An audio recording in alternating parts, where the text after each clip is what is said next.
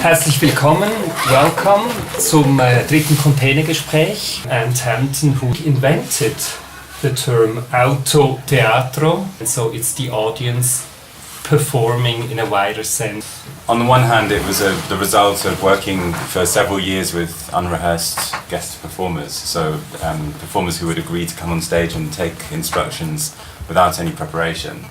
So I think I'm on my sort of sixth or seventh Autoteatro show now with this new one that we're preparing here, and yes, it's very much about absence of the artist. You have these moments of being the audience, and then you have moments of being the performers or the actors. In this new piece, which is based on conversations with Chinese migrant workers, there's a point where the worker who is the sort of main contact, the main protagonist in a way in the experience, doesn't want to tell you about the fact that he's a victim. The fiction is that you put a new bit of hardware in your computer, having ordered it from Hong Kong or China or whatever, put your computer back together, press the on button, and boom, there's on the screen an image like this of somebody there, and slowly he takes his hands away, and it's the person who, one of the people involved in making your computer. I'm interested in, is it possible to say nothing else matters at that point?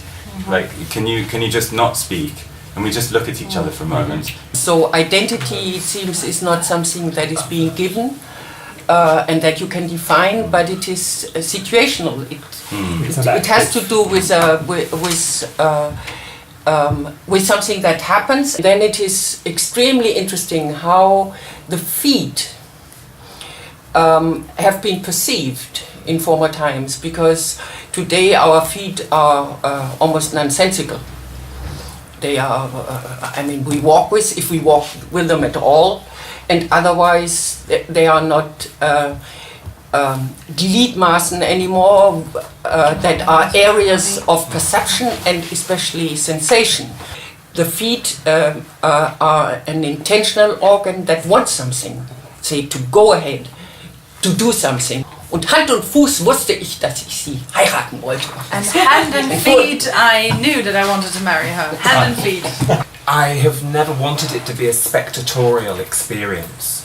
I think it is an experiential experience, an embodied experiential experience for that person. A spectatorial experience is completely different.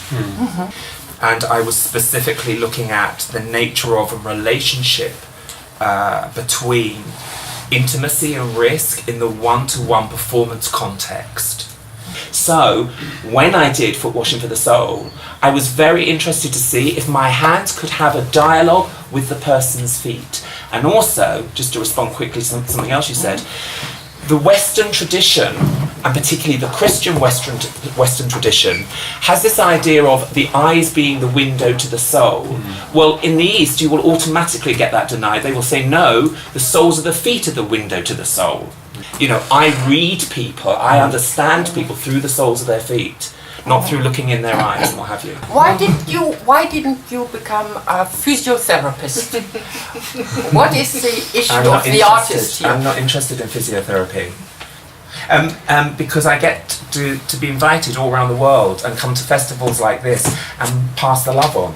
And if I was a psychotherapist in my office going every day, to me it seemed like the foot washing and this situation of intimacy was like a vehicle to transport actually totally a very politically and deeply humane message.